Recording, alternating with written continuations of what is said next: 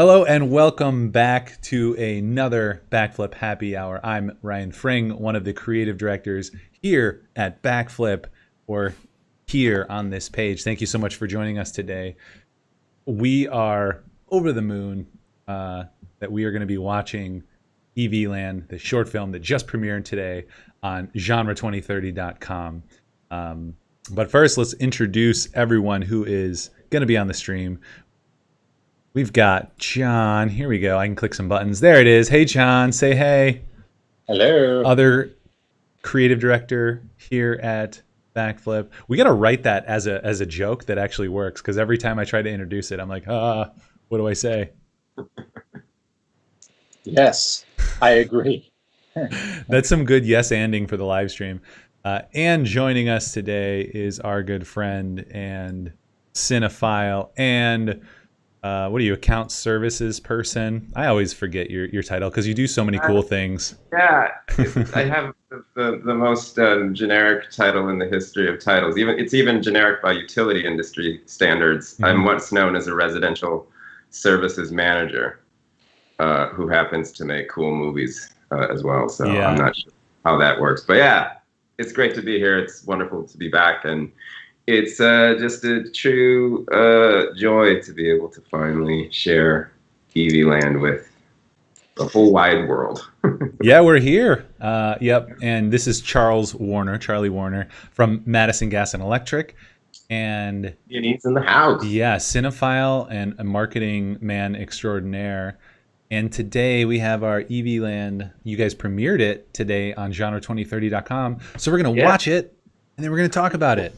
Yeah, that sounds great. This has been 2 years in the making. Is there anything you want to say before we kick it off?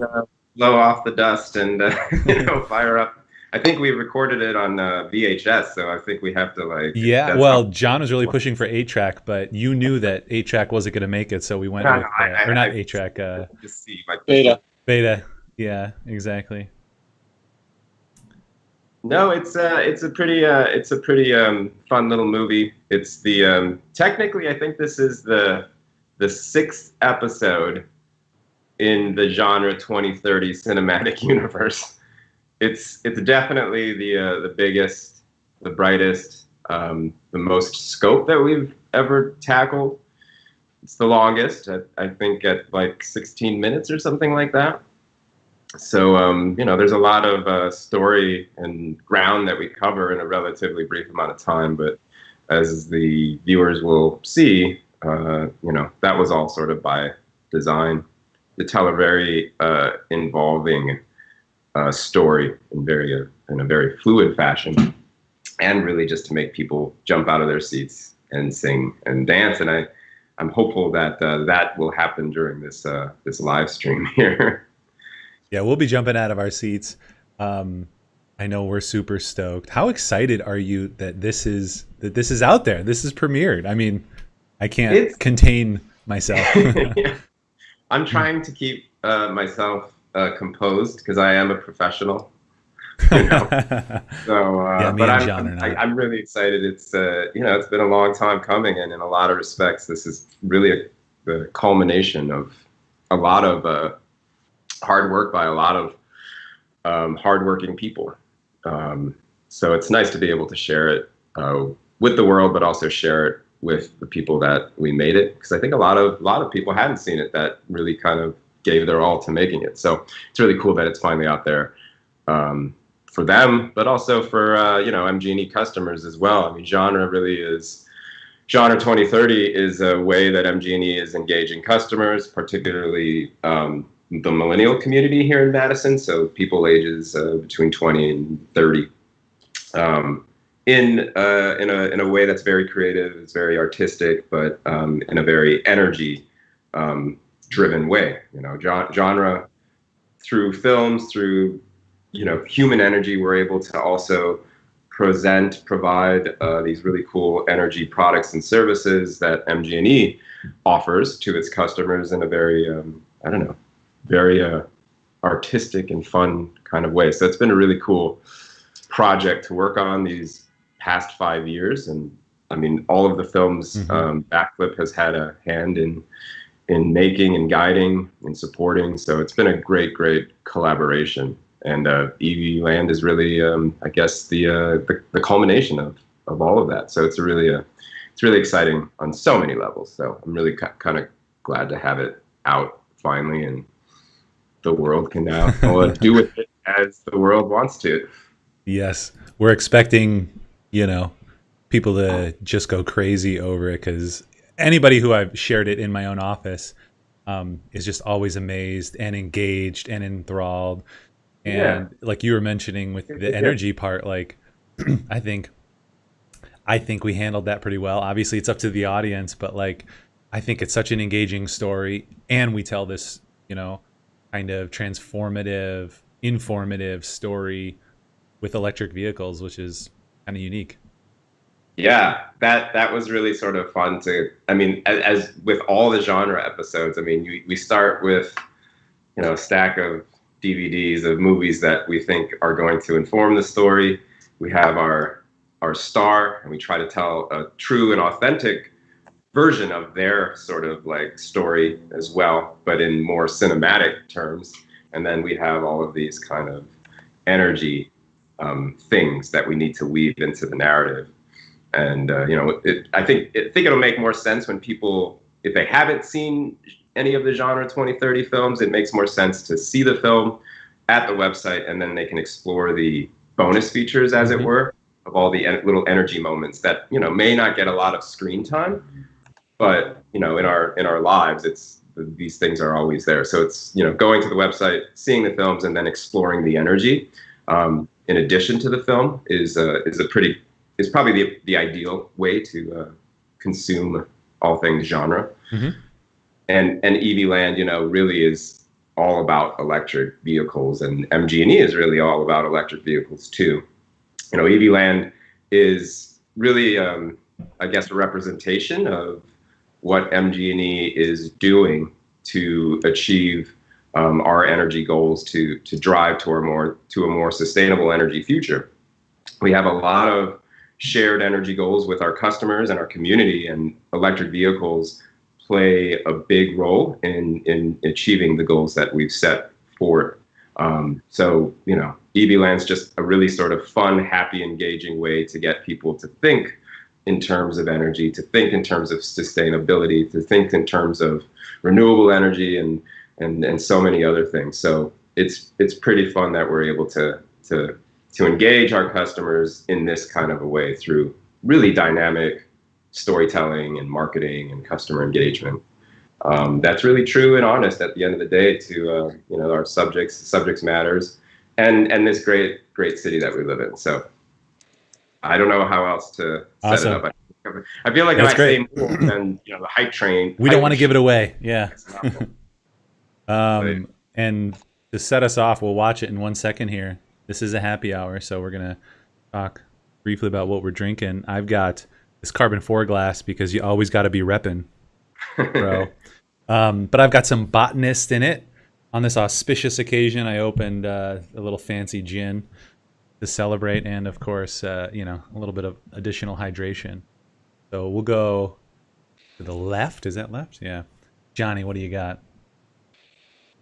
Well, I've got some more Death's Door gin, distilled by Dancing Goat Distillery, and I'm doing it with a lemon today, and a little bit of San Pellegrino. Is that a plastic bottle or a glass bottle? Yes. So that brings us to Charlie. What do you got, Charlie? Yeah. Well, great minds drink alike, I suppose, John, because I'm also drinking San Pellegrino as well, which is my go-to sparkling water. So, were you here for that conversation, John? I think he stepped up. Okay. Yeah, we had maybe a 5-minute conversation about sparkling water and San Pellegrino and how he prefers it out of the glass. Yes. Yeah. It was insufferable, the conversation. I just came across so badly, but right, here we go. Let's see. San Pellegrino was what actually got me into sparkling. So Yeah. holds a place in my heart. So I'm going to switch us over. Here we Cool. go. We're going to go to this mode. I'm going to let's throw up the video. I love the exposed brick background there. That's very, you know, very sketch. super artistic. Here, now we can connect this. Turn that on. Transition to that. Start it over. When you got to do the AV and the host, it works really, really well. So, yeah, I'll hit play and then I'll switch your guys' audio over. And just so everyone's aware, I'll have to switch you guys to my audio if I say anything. Otherwise, you won't hear me. You'll just hear the piece. So either you hear the piece or you hear me. Anybody watching at home, you're always going to hear the piece and you're always going to hear us. But I'm just setting that up because I don't want it to be awkward. So here we go. This is EV Land. Hey, I'm Charlie. And I'm Catherine. And you guys are about to watch EV Land, a film from MG&E set right here in Madison, featuring music, dance, and electric vehicles. Lots of electric vehicles. More than 20 types, from hybrids to all-electric models. That's right.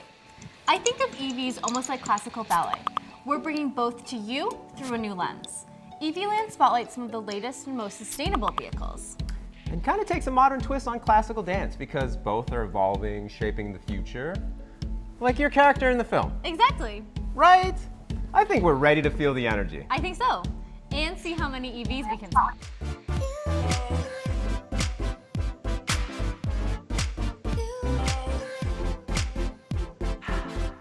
EVs are everywhere in Madison. There are red ones, blue ones, Bigger ones, smaller ones. and even one that looks like a cow.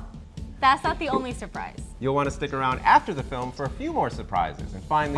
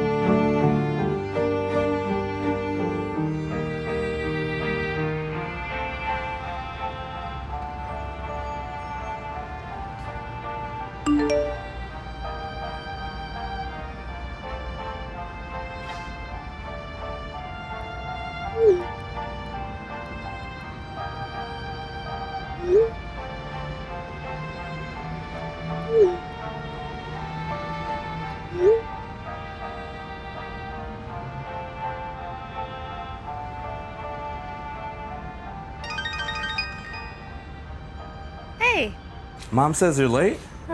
I'm not. They're picking the principal today, right? Yeah. Well, I wasn't successful at Madison Ballet by being late. Mm-hmm. And I definitely didn't end up where I am now by being late. I'm not you, okay? Sorry, just stick to the steps. You'll do great. Yeah.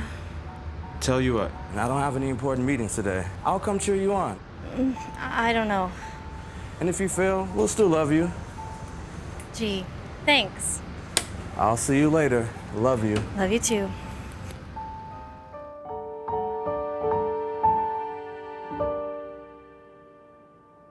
Okay, can I have everyone's attention for a moment, please?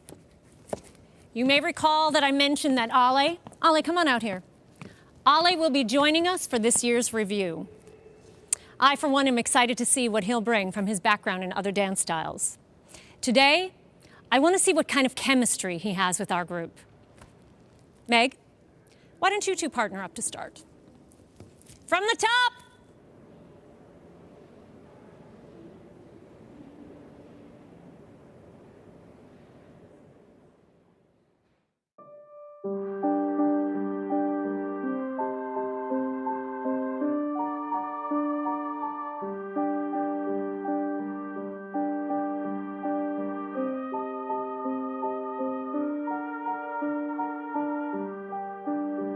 Energy.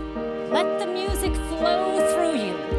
The moves should feel like they're coming from here, not from some memorized dance routine. Very nice.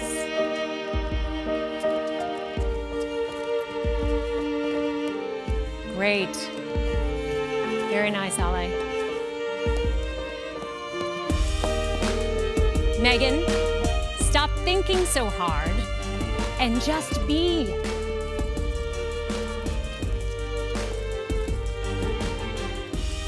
Good, good.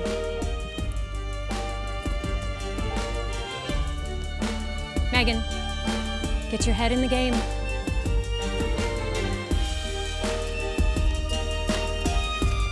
All right. Drive, drive, drive. Okay, cut the music, please. Thank you, everyone. I think that's it for today. Let's come back tomorrow, fully recharged and ready to go. Thanks, Ale. Could you give us a minute, please?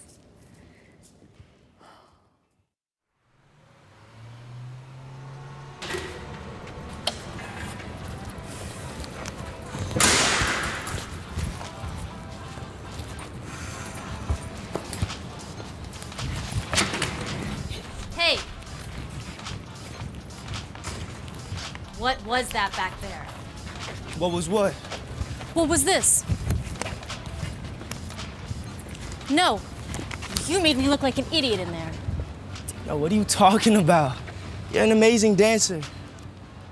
I can't do what you were doing, and being put on the spot like that? How am I supposed to know what's coming next? You just gotta feel the music. Like, listen.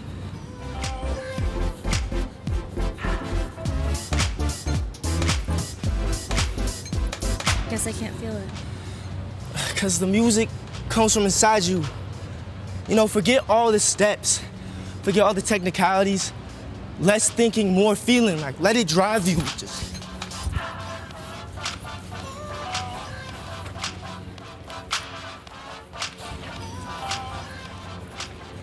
Here.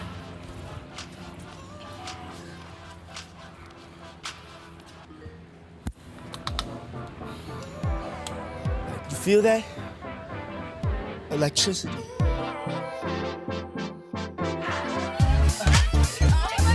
Hey, you want to blow off some steam? We're headed to the lake. Yeah, you should come with us. Yeah. Yeah? Let's go. All right, let's get it. All right, come on.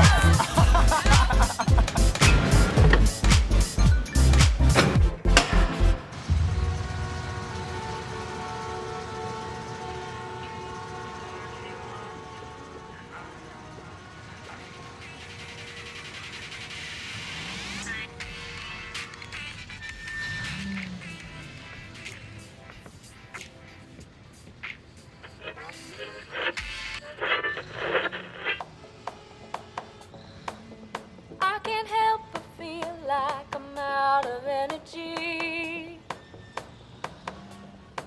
The spark I used to have has taken hold of me, driven me to a place where I thought I would never be in harmony. Yeah, you know we share this electricity, you and me. Yeah, you know we share this electricity, you and me.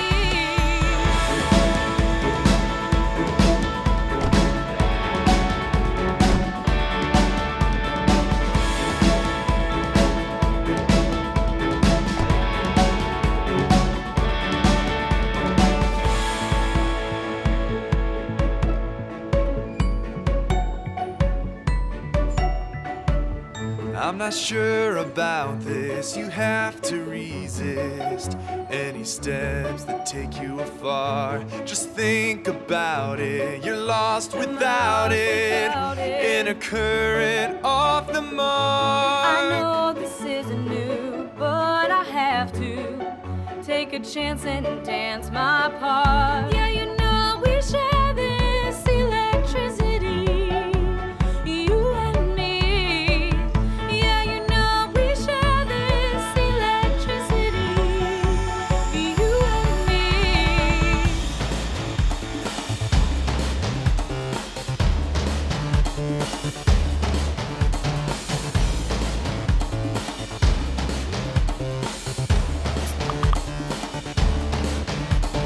Take the time, listen to your mind, open up your eyes and see the light shine. After all the years, you'll find yourself here with the mind to dream in this atmosphere. So break the mold, take the gold, run your race and don't you fall. Do something new, a move off you, never let them take that away from you. I'm not sure this path is where I'm meant to be. Too many roads ahead with just one destiny in front of me. But I'll stay the course and do what's best for me, fearlessly.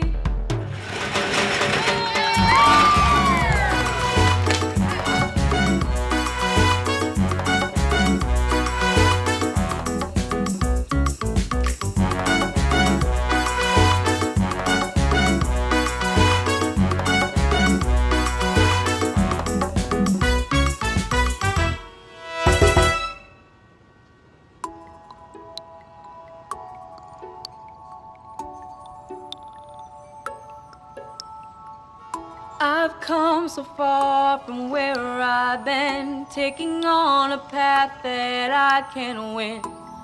Knowing more of who I am, all these steps I took, I'd take again.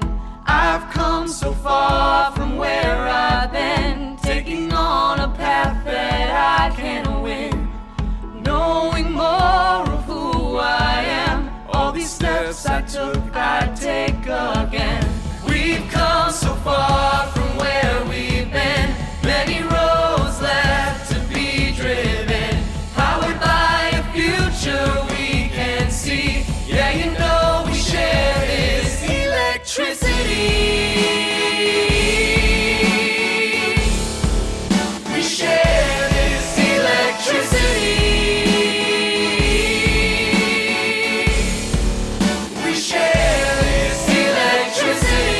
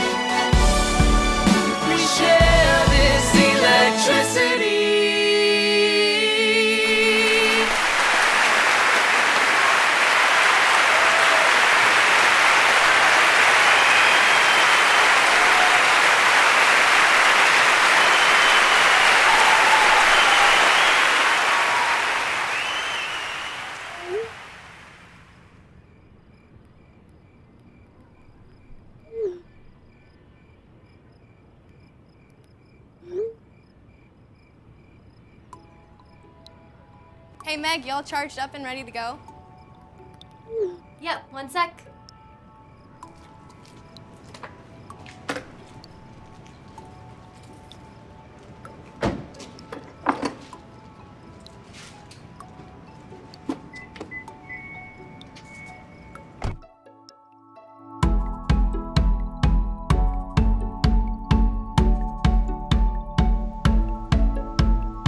Yeah, I drive a pretty nice car.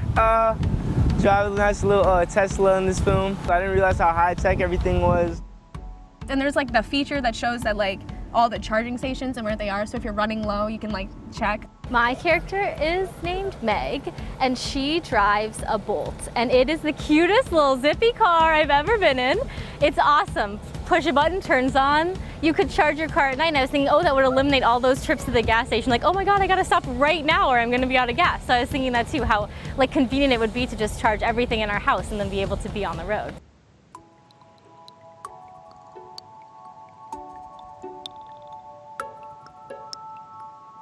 I've come so far from where I've been, taking on a path that I can win.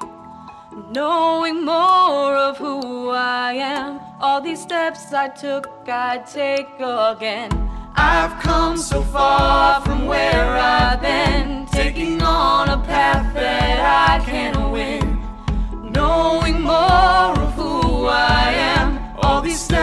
took, I'd take again. We've come so far from where we've been. Many roads left to be driven. Powered by a future we can see. Yeah, you know we share this electricity.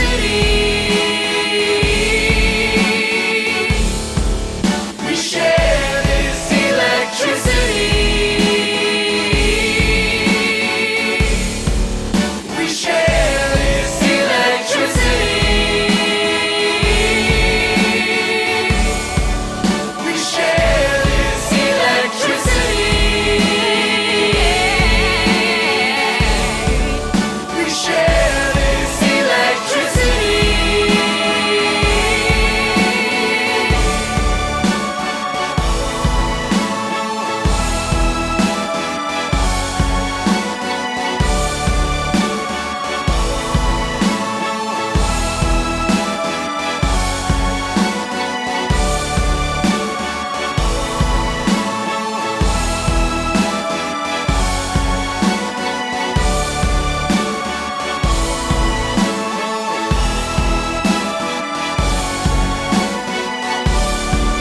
We share this electricity.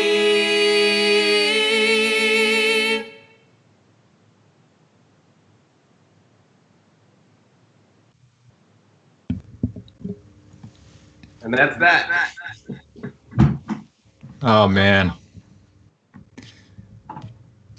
That's I almost can't believe that we made that. I can't believe you guys made that either.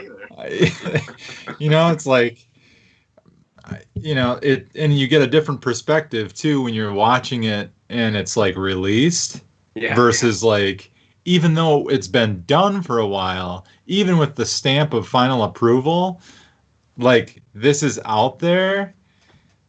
It's like, it's out. This is the thing. It's Yeah. done. And then you just leave behind all those like little, thoughts that get in the way of like, well, maybe this tweak, that's all gone. This is like, Yeah.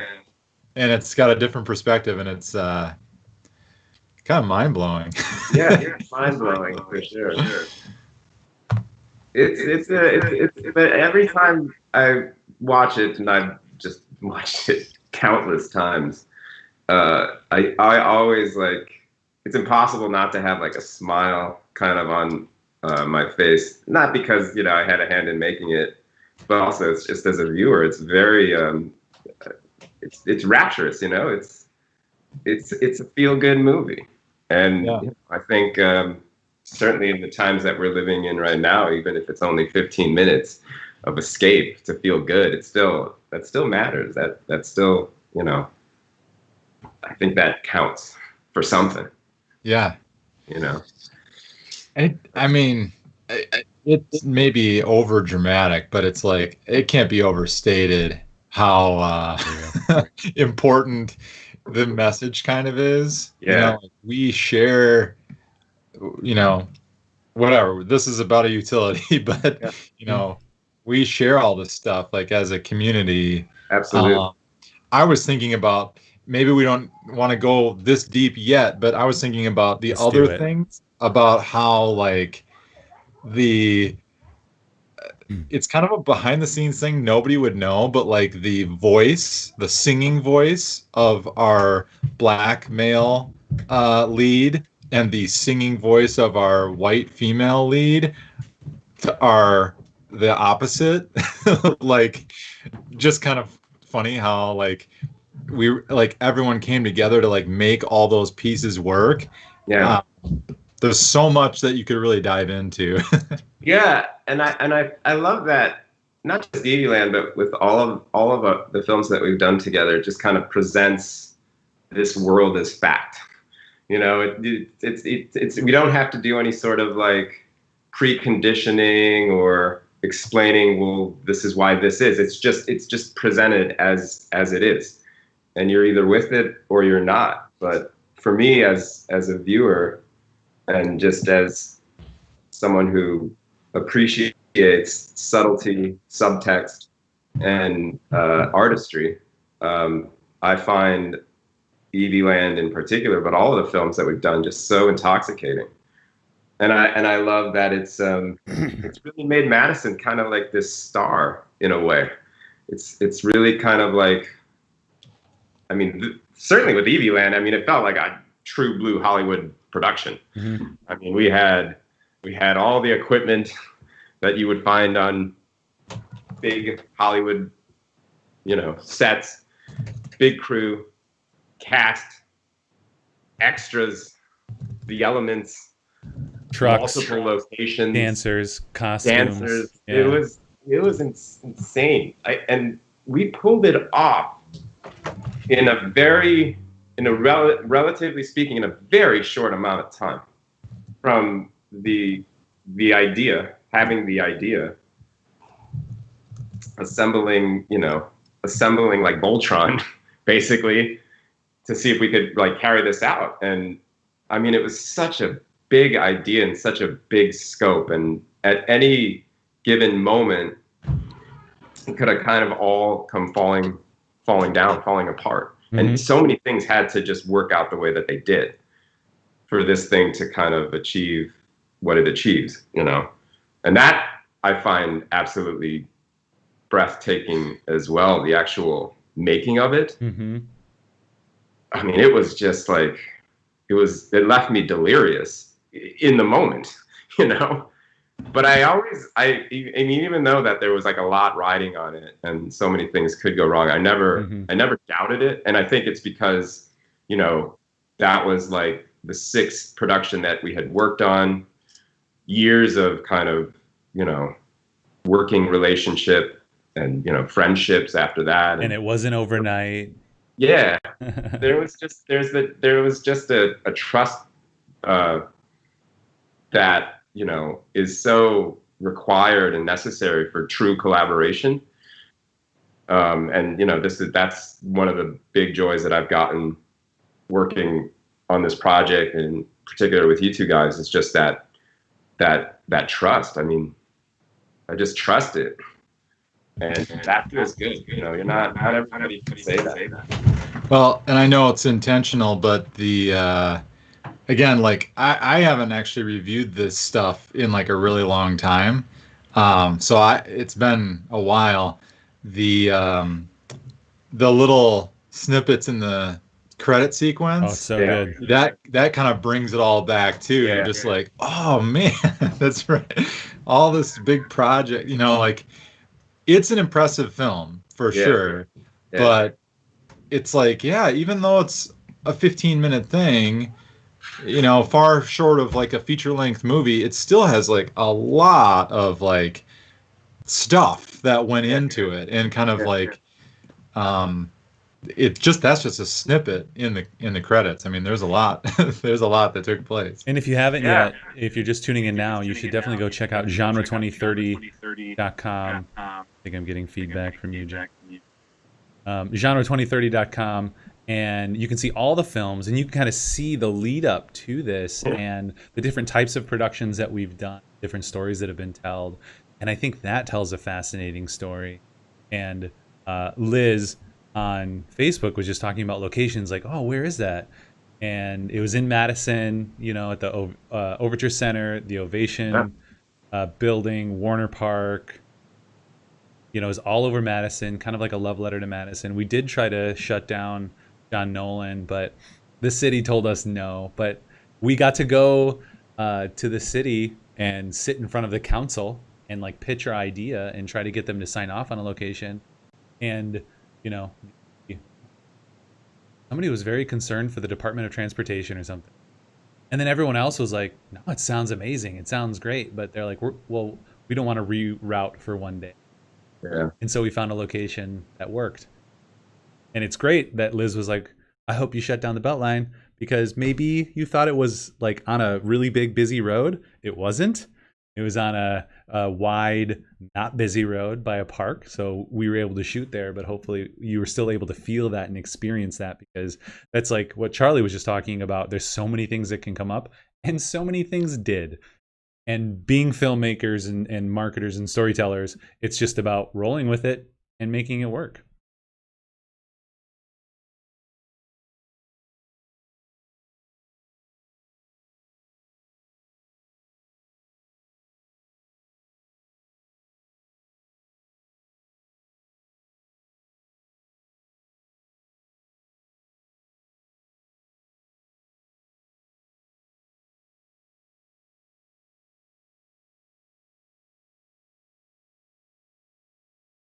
Hmm.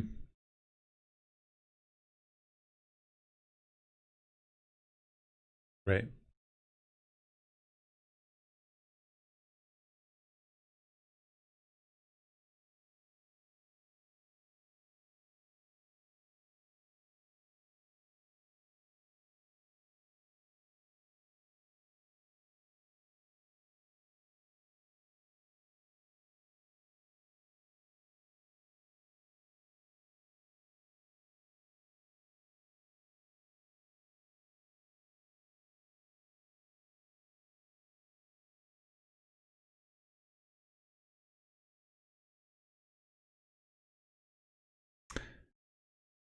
Charlie, give me just a sec.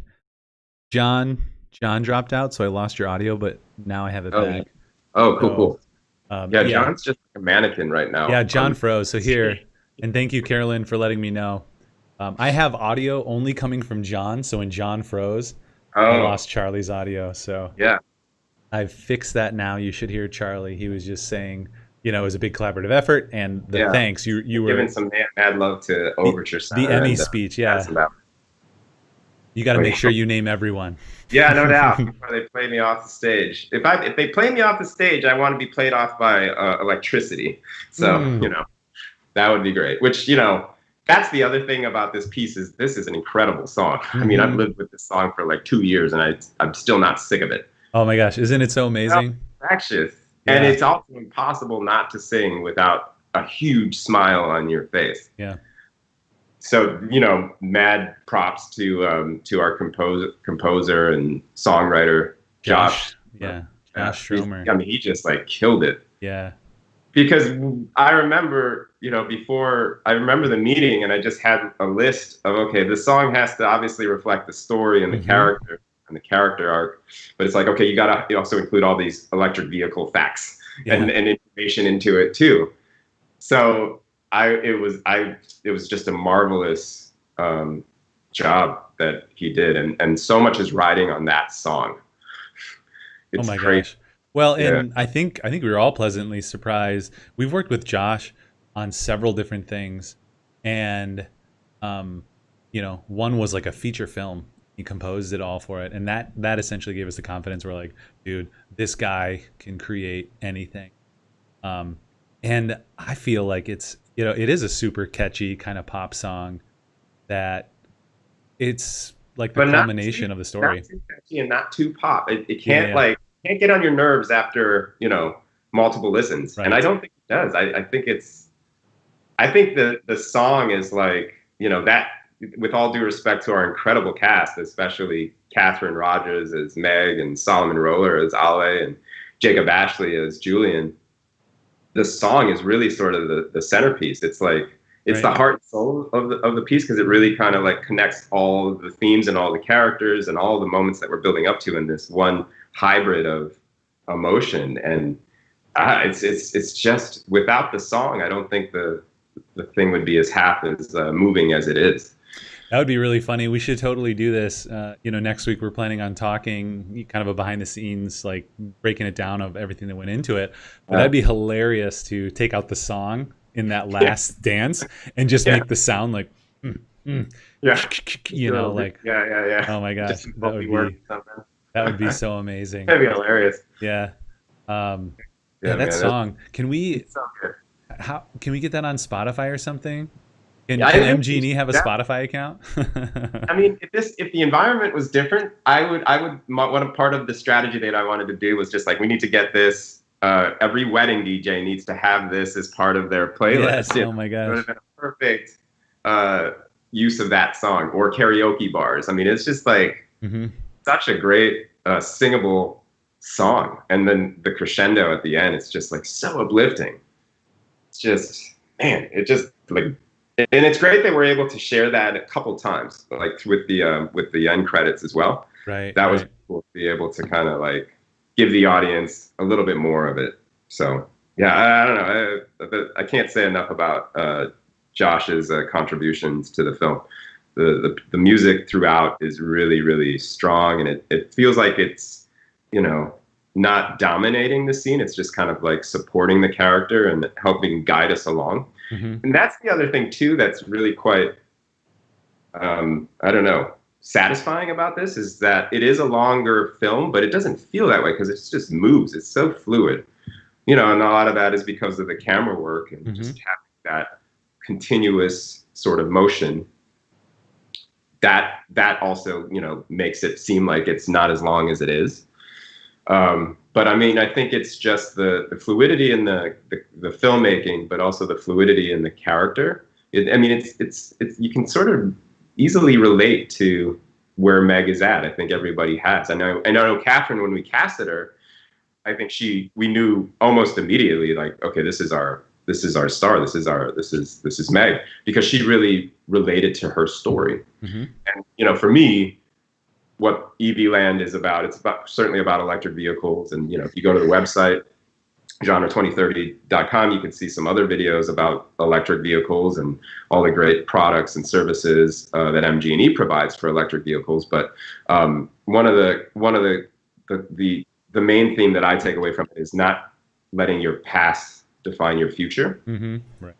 And I think that's what, you know, I think everyone sort of struggles with that. I mean, you know, definitely right now, man. I mean, I think that theme is amplified to 11, right, in the world. So I'm hoping that, you know, this film kind of helps people make sense, helps them feel better about, I don't know, their day. And it's a nice reminder of, you know, how things were before the pandemic. And I mean, that was the other thing, just like watching these scenes play out, man, you know, wow, you can't get that many people together anymore, and you certainly can't get that close together anymore. So right. It was a different time when we made it, for sure. Yeah. So it's interesting to see it now, and maybe, you know, and maybe it needed to not come out for a while, and now is the time. And, you know, the other thing too is we're releasing it now, but tomorrow it's the beginning of National Drive Electric Week, which is this big nationwide week devoted to getting the word out on electric vehicles. So this is MG&E's sort of with what we're throwing into the hat, and hopefully people can see it and then explore all the great benefits of electric vehicles and find. Oh boy! What was that? I can't tell you guys how many things just exploded. Yeah, I'll work on getting that back up. Like I mentioned, we will have, you know, maybe a more in-depth discussion, but please do post your questions. If you have watched it, if you haven't yet, go maybe open a separate window for genre2030.com, pause us, watch that, and then come back to us and ask us your questions. Yeah, please. Because we're super excited that this is out there, and it's got, like Charlie was just mentioning, something that I think the story is universal. You know, I know my family loves it, and the people that I've showed it to have been amazed that a group like us, you know, an MG&E, like MG&E could create something that is moving like that and that is engaging, and at the same time has that real strong brand messaging in it, because we've got the electric vehicles. We talk about, you know, that song, we share this electricity. It's the kind of the whole point of the film is that we're talking about this communal experience or feeling that we share. We're better together, but it kind of goes right in line with electricity or the actual things that we need, because the whole genre series is showing, like, look at all these amazing people and amazing things they do, but without electricity, you know, we wouldn't be able to do this. We wouldn't be able to talk right now because, you know, we can't hang out in many cases. So it's through electricity, it's with shared electricity, with that connection, that we can do great things. Absolutely. That's well put, my man. Yeah. So this is a good one from Liz. Where are you generating the electricity? Where are we generating the electricity? And certainly she asked wind farms, so there's the literal version of that, but maybe also the thematic version.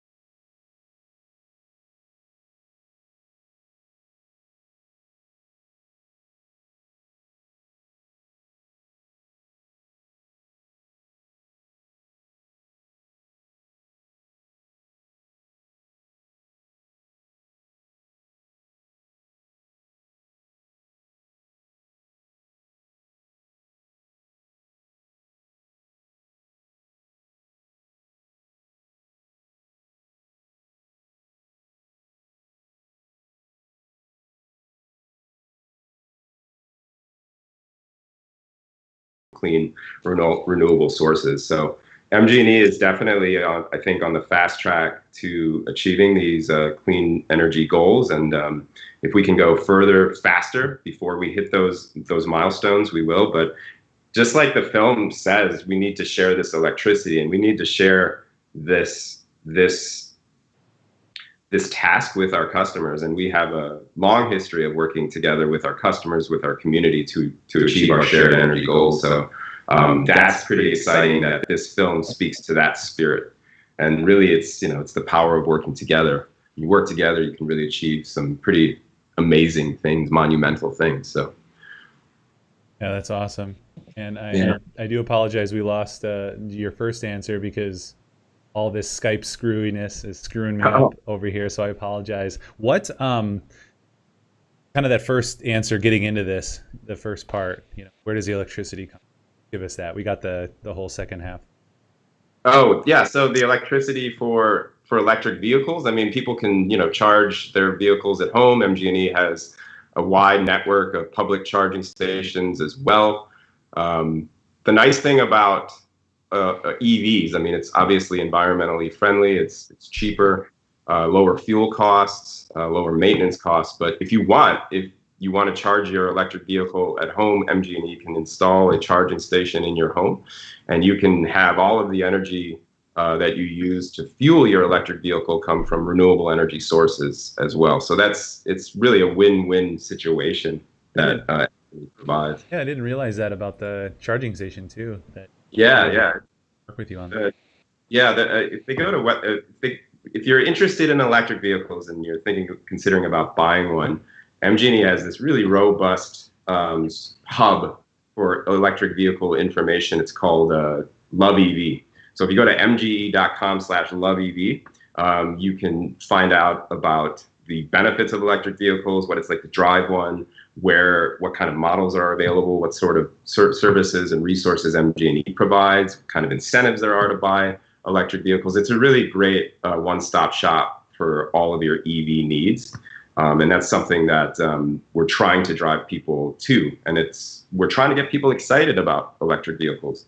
MG&E believes in electrifying the transportation industry, and electric vehicles, as I said, plays a big role in our net zero and clean energy goals. Yeah, I'm super stoked about getting my second electric vehicle here soon. Sweet. What's Love EV? What's the full URL? I'll throw it up on screen too. mge.com/LOVEV. It's hard to say. Love EV. Lovev. Yeah, Lovev. Yeah. Here we go. This will be on screen for everyone. So I'd love to hear from each of you guys too, like one of your just favorite memories or experiences over the last couple years working on this, getting it out here. What stuck out in your mind? And maybe I'll give you a second to think. One thing that stuck out in my mind is like, as marketers, we hate selling. Like if somebody's like, hey, we need to sell this thing, we kind of want to change the conversation to, well, what's the problem? And maybe we can talk about solution, right? And then it becomes just a whole transformative conversation that is really, we found, able to engage your target audience, your customers way than I'm trying to sell or people need to know this crap. I've always appreciated that with your approach to marketing, in that, you have those things you want to communicate or need to communicate, but first and foremost, you have the target audience and their needs in mind. And like you were just talking about all the electric vehicle stuff, and for me, it's so interesting and so exciting. And the piece that we did, I think, is so engaging, and it's not selly. And I think that's the type of content that people really respond to.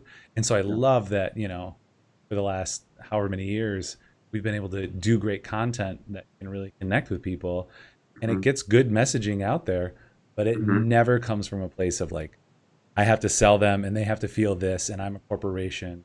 No. Let's share in something together. So that's one thing that I really appreciate.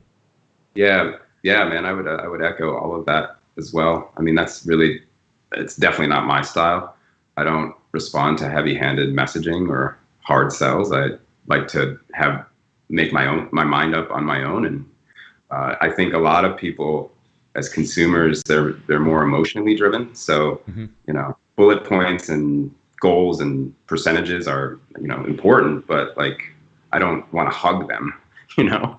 Something like Eevee Land, I could hug. I mean, I like want to hug that thing, and it makes me want to learn about electric vehicles. It, you know, I mean, all of the genres that we've done. I mean, there's like a central energy component, and I just think that we told it in such a dynamic way, and really leaning into the human energy aspect of it.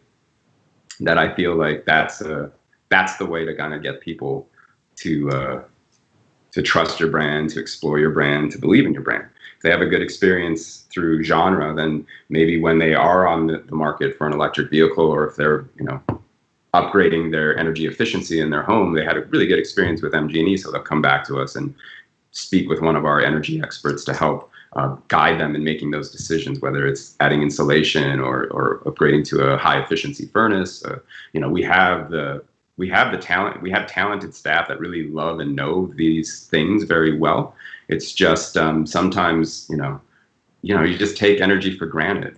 So I feel like in a way we've sort of acknowledged that and really refocused, you know, not so much the energy, but how people use energy and what energy allows these beautiful moments to occur.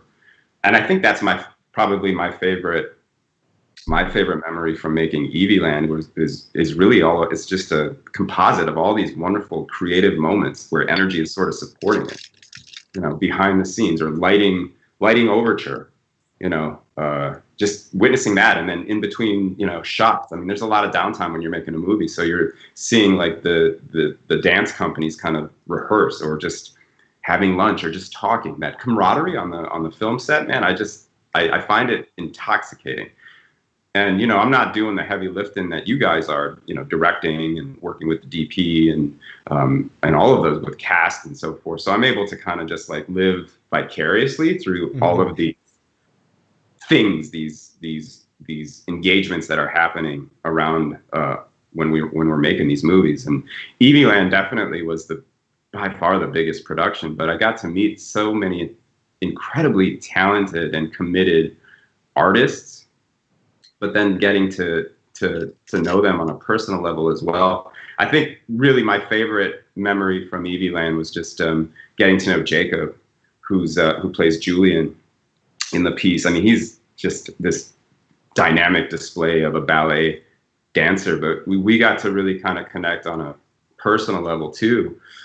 Just talking about, you know, and being matter of fact about it, talking about our experience about being people of color in Madison, and, you know, what genre is really about presenting this diversity, you know, not for diversity's sake, but just like, this is how it is. Right. And we want to make sure that this audience sees themselves in it, you know, and I think that to me is, if I had to just take one thing that I'm most proud of the entire series, it's that we've been able to like present people as they are in a heightened fashion, but that they look like me, or they look like Jacob, you know, or Rashad, or Lou, or Bria, or Jonna, or Joe and Joyce. I mean, it's just like, you know, I'm starstruck.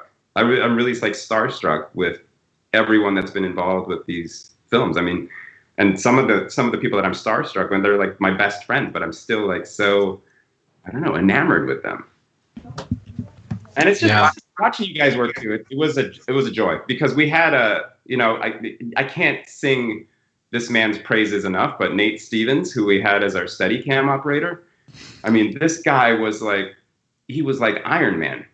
I mean, he had like that, his gear was like 50 pounds of camera gear affixed to his body for 3 straight days, and Ryan Frank pulling him around, grabbing him. I mean, it looked like you were like, you know, like you pulling like a kid, or, you know, staging your children or whatever. And it was really kind of like fun to watch you guys figure that out. It was fun to watch the camera choreography when we were doing the rehearsal for that big musical number. I just found that just so many things that I fell in love with on the spot. I mean, this was like truly a labor of love, and emphasis on labor and love. I mean, it was hard damn work, but well worth it. I think. I also want to throw a shout out there to Jordan Post, too, our Yeah. DP, because a lot of the translation and design kind of happened from him, or through him. Like, okay, we have, this group right here, Charlie, John, and Ryan have this crazy idea, and we want to do this. What do you think? Yeah. They're translating that to. He was such a great. He's been with us advocate of our- day one with genre. The man knows how to fill a frame. And I one of the things I like really about Jordan is like his sensibility in lighting design and using. I mean, that's what film is. I mean, it's manipulating light and shadows, and he does such a marvelous job of that, and really kind of captures. Because I'm not any normal client. I'm like, I want this. These are the films, and half the time you guys are like, I've never seen that. I don't have any idea what you're talking about. But like, you guys are just such pros and so skilled, and really take the time to kind of listen, that I'm just in love with the fact of how you can kind of capture that vision or bring the vision that I had to life and really enhance it and take it to the next level. So I mean, yeah, man, Jordan's he's the bomb. I mean, the last day of the shoot for EV Land, I wore my Michael Jordan jersey, and I told him I'm wearing this actually for you, Jordan. That's awesome. Yeah, Jordan was commenting too, like that was just one of the best parts of it, the energy on the last day. And Yeah. I feel like I keep repeating myself, like culmination and the summing up of, but yeah, that feeling on that day, that energy, that's our excitement for this project and how it can touch people. Yeah. That's also my excitement for nerdy things like electric vehicles. Like, Yeah. I'm not being paid to say this marketing, but like, I feel, super excited about that. And I don't have a better way to say it. Yeah. Yeah, it was. I mean, that day, and maybe we can talk about that at a later time. But just the actual shoot was just like it was terrifying energy, really, because dealing with the elements too. There was a thunder. There was thunder and lightning in the distance. We had this massive storm that was bearing down, and we could see it across Lake Mendota. And I think like when we nailed that last shot, everyone was just delirious, and it was just euphoric. And then we're like ducking cover because like the cloud is like literally like coming right across the lake, and then it poured on us. Yeah. Mother Nature's like, did someone say electricity? I'll show you electricity. Then it started. Yeah. I think for me, I mean, there's so many pieces that you could talk about. And the practice day in the abandoned road in the cornfield near our office was really fun for me. Just to like try to think outside the box. Like, how do you rehearse a road scene? Like we barely got permission to close a road for one day, but we still need to rehearse. So we had to find a road, and this abandoned road in a cornfield near our office that we used. But in terms of storytelling, what's really rewarding for me, like we do this all the time, like in all of our projects.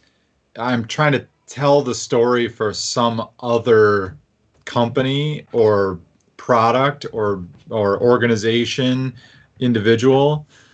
And I think in the climate that we are in, where, people get so fired up about things, there's often this idea that like no one else can speak for another person.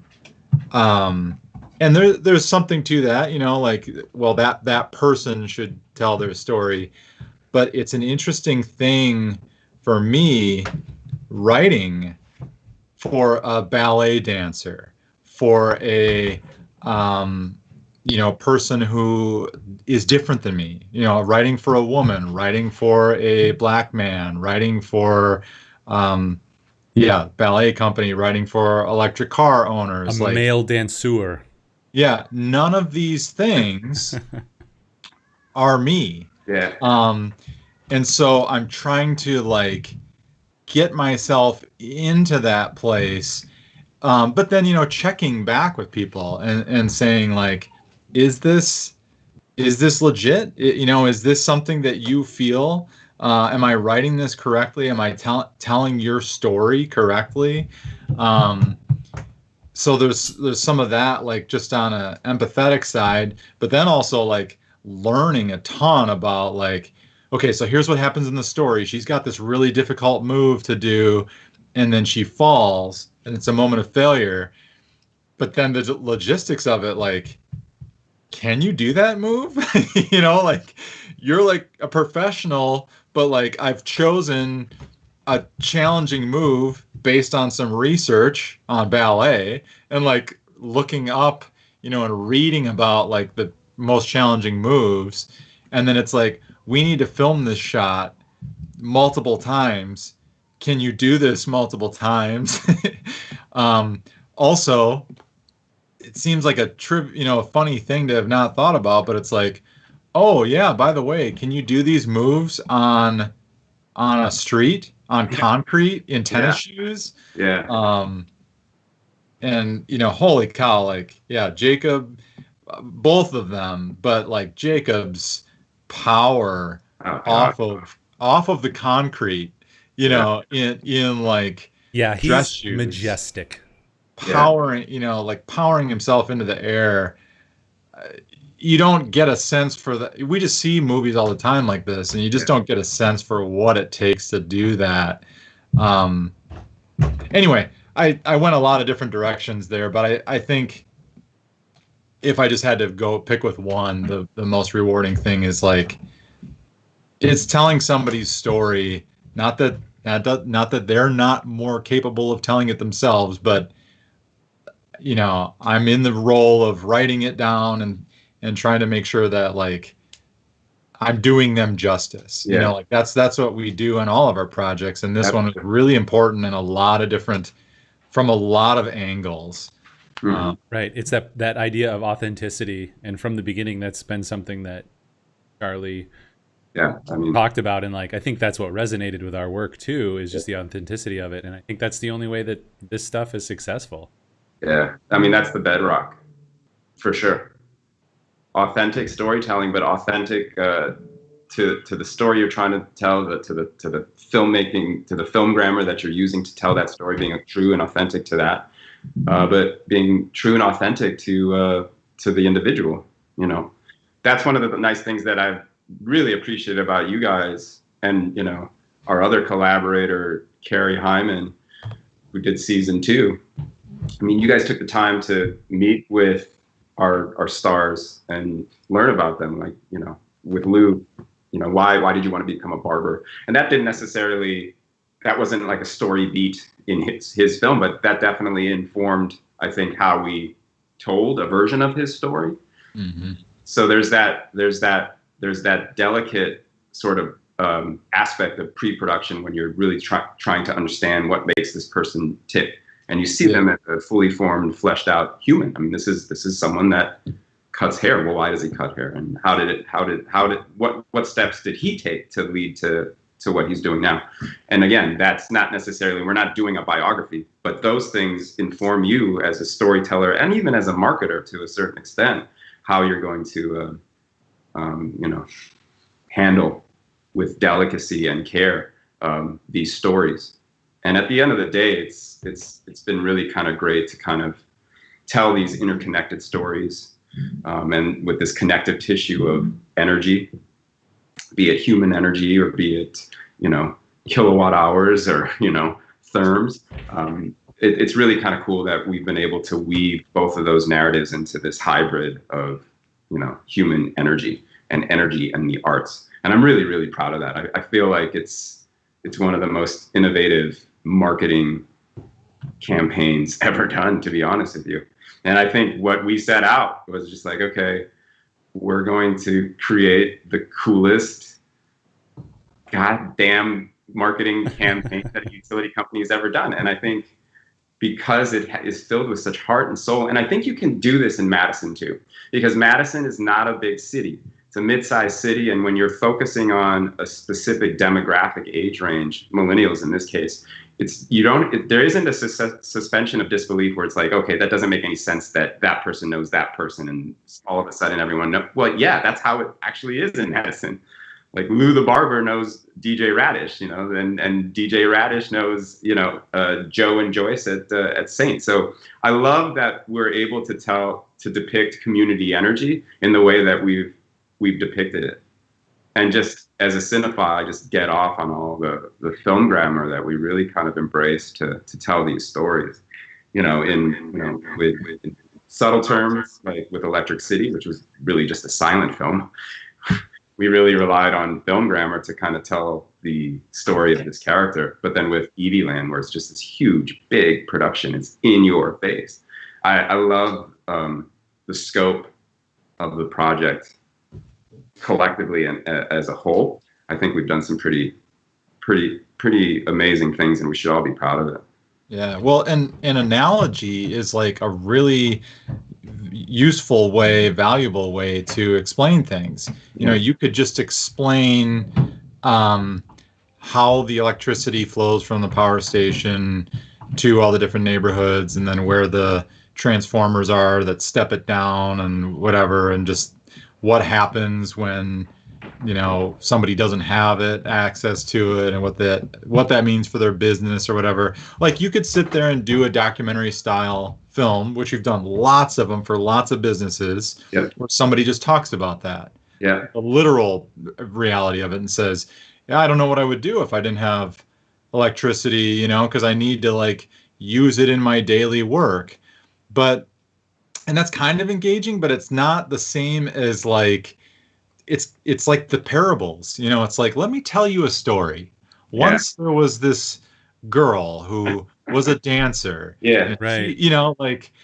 And that story actually tells you more truth than just explaining how it works, because you have all the connective tissue of it. Like, oh yeah, it's kind of like I'm driving my car and I'm used to it working this way, and making a leap from that to an electric car, I'm really anxious about it because of all the things that I might have to consider to make that work.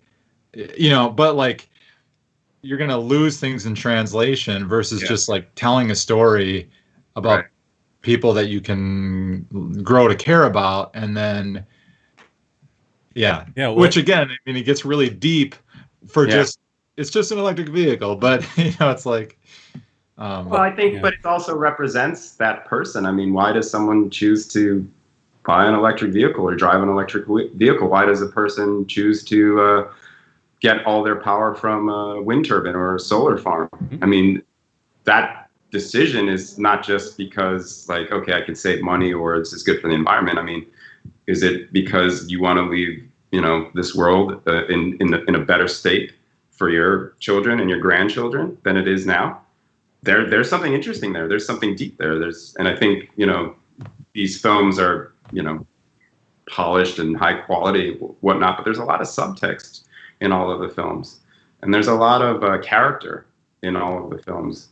And, there's a lot of things to kind of explore in the films and outside of the films too, with all of the energy, attachments to the stories. And I feel like, for example, Meter Things, which was our homage to 80s horror and Stranger Things. I mean, really, at the end of the day, it's basically energy education. Electric heat is the most expensive way to heat your home. Now, I could tell you that. Is that going to resonate with you? Or I can make it about this demonic space heater that's haunting this very charismatic YouTuber, and I know which one I'm gonna find more memorable. That's gonna make me think twice before I plug in an electric space heater.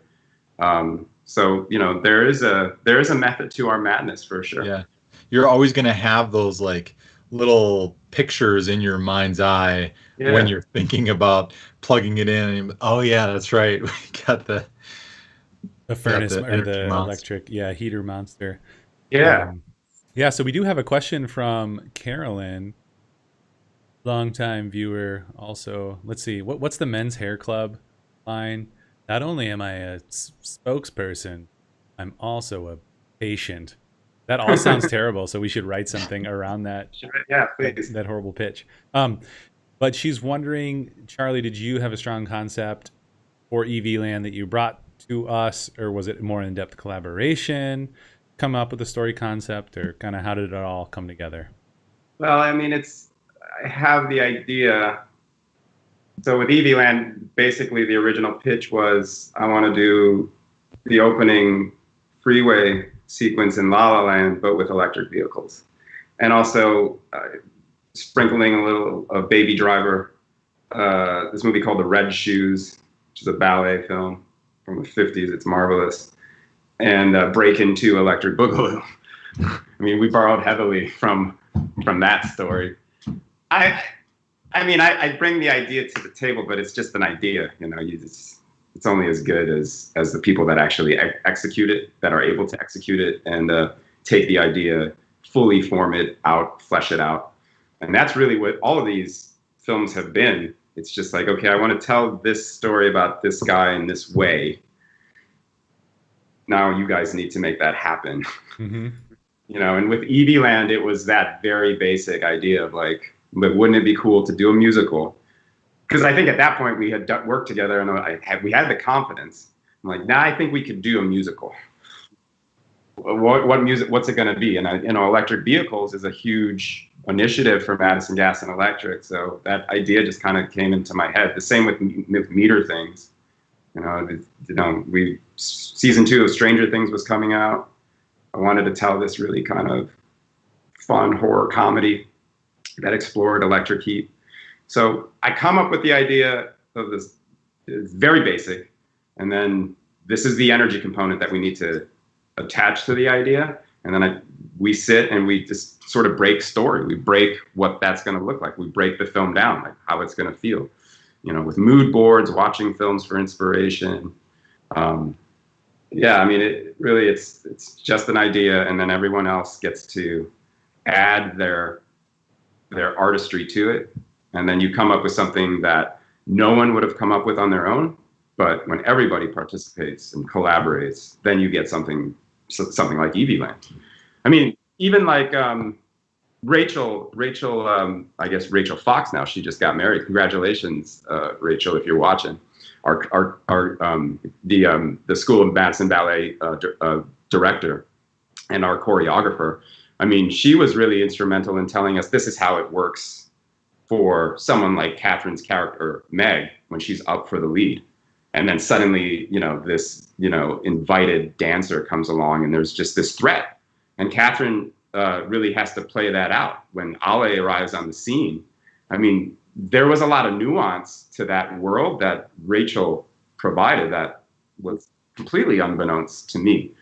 So, what started as, okay, let's do La La Land, but with electric vehicles, it became this fully fleshed out and, again, authentic and true to the worlds that we're exploring.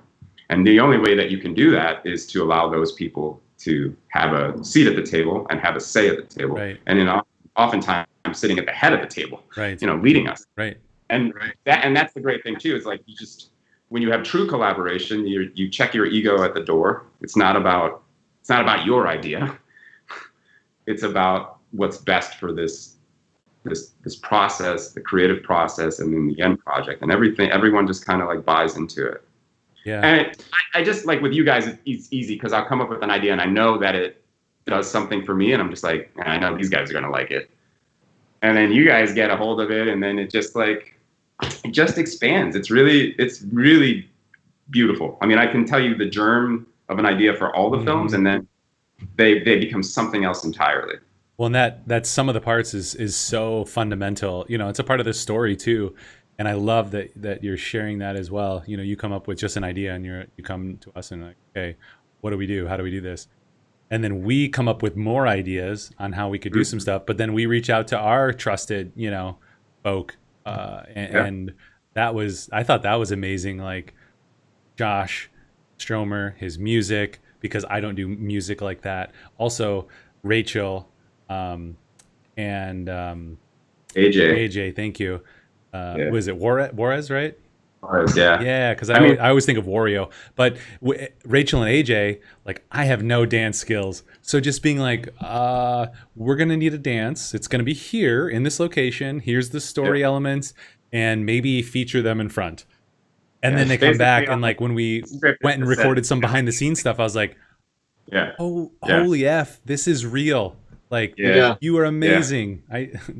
Also the challenge of what was written into the story, like, proved to be real in real life. Like what she's struggling with in bringing the worlds of like classic style ballet and modern dance together was also true in the fullest sense, because Rachel and AJ had to like put their heads together to figure out how to make that happen. Working with Josh on the music, we had to be like, like, I want this thing that has this classical feel, but then it kind of, and then we like did all this research, finding different groups that are kind of doing this synthesis of styles. Like, I think the Black Violins was one of the inspirations. They're a musical group, and just like, and what's her name, Lindsay Sterling, because she has all her dubstep stuff with classical violin, and like pulling those things together. It was like a creative challenge for everybody, not only in the story but in real life. Like, we went through that. And throw in a salsa number 2, because why the hell not? Yes.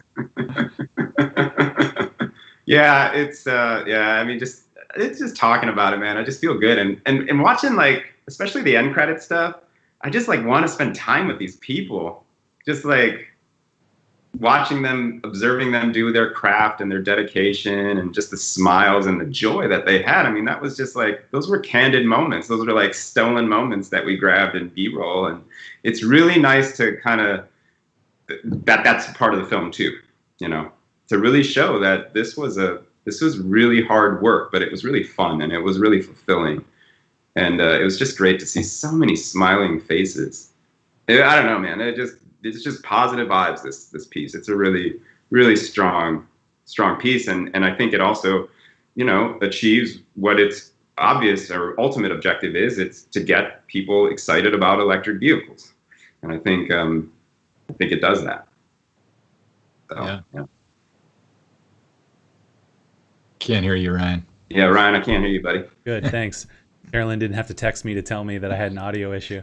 One of the things that idea of behind the scenes and like coming together in camaraderie, certainly there's challenges and frustrations, but when we look back, we're going to remember those smiles and those triumphs, and seeing that I love, because seeing that on films was one of the things that I was like, oh my gosh, I can have a blast telling stories.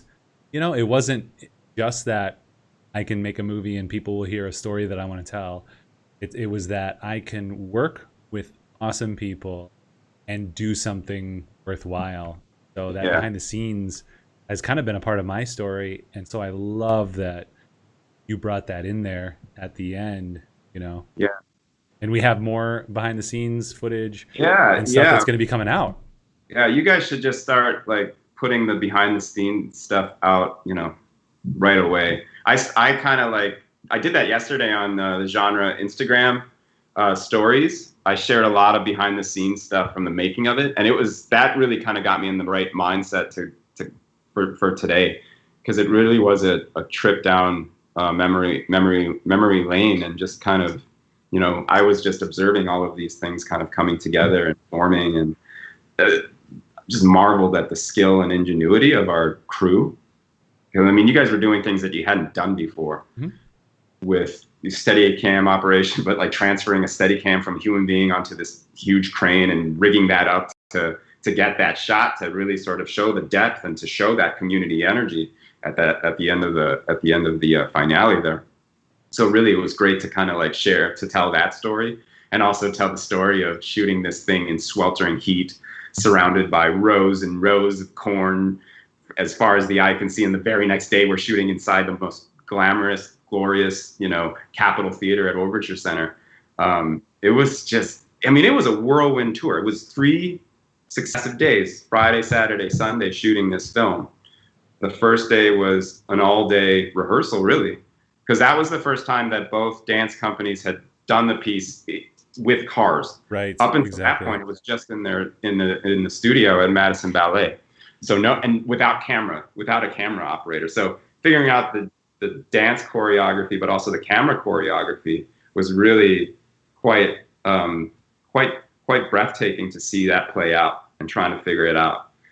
And then, the following day we were at it very early with the stuff we shot at the Ovation on their rooftop with Catherine. And then, the stuff in between the alleys between Overture and Ovation with Ale or Solomon and Catherine, shooting in the Overture Center, then going to the north side to shoot Julian's charging station, at-home charging station scene, and then flying back downtown to shoot the charging station stuff at MG&E. I mean, that was like an endurance test, but that was like nothing compared to day 3 of principal photography, which is the big finale. And it was insane. I even to this day, I'm just like, how the hell did we do this? Yeah. So I do want to remind everyone, the links are down below, genre2030.com. Go rewatch the whole film, and you'll get it in all of its full frame glory, as opposed to the small frame and janky frame rate happen when I see it. Please do check that out. Check out the website for more. Is there anything else? I mean, we've kind of talked about it all, but anything else you wanted to share at this point? Like I mentioned before, we're going to do more. Hopefully we can do another one of these next week with some other people. Yeah. You'll definitely want to watch our Facebook and MG Genres Facebook to what we're going to be doing.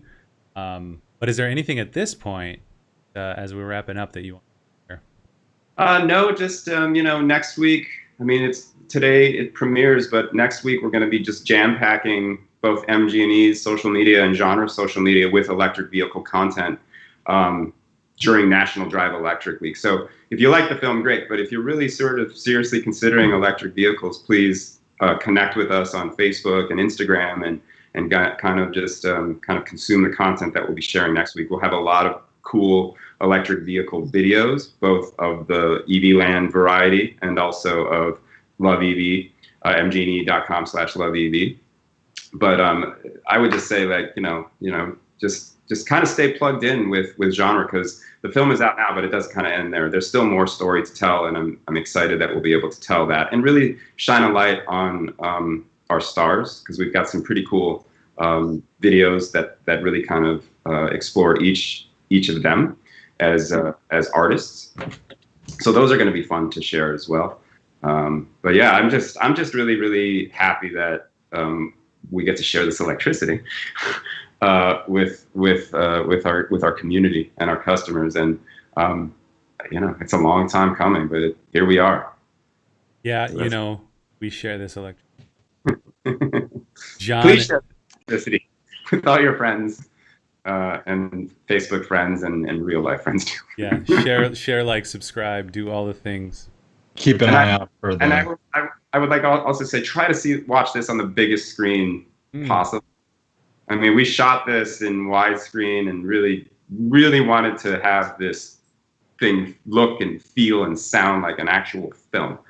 So, I mean, if you only can watch it on your phone, that's fine. But, you can get it on YouTube and watch it there, and try to watch it on a biggest screen possible with a really good sound system, because the music in this really kicks butt. Yeah. A good reminder. Yeah. All right, John, what do you got for me? You're going to have to get that single out at some point. Most definitely. Yeah, anything else, John, that you wanted to say? Otherwise, we're wrapping up. No, I was just going to plug the single. I hope it's coming out. Yeah. No, that's awesome. Yeah, so again, genre2030.com. The link's down below. mge.com/loveev. At genre2030.com, you can see all the films and listen to all the music in there because all the music is from local creators. I think, yeah. Yeah. Yeah. Most of it I is. mean, So. that's a good point, Ryan, that just to throw in there, if you take the time, it'll take a while, but if you take the time to engage with all the films and watch through all of them and then watch EV Land, you might catch some Easter eggs, some things that were built upon and all showed up in the film. And I'll just give you where to look for it. Watch that big car scene, the big dance scene, and you might notice some things. Yeah. That's kind of like, actually, that's like probably my favorite moment in the piece. It's just that what you're talking about. I love that.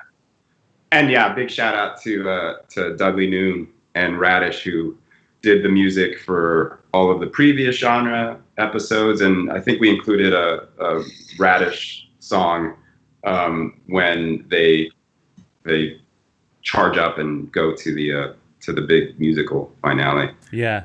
As we're passing by cars, we hear him as well. Yeah. Several of his joints.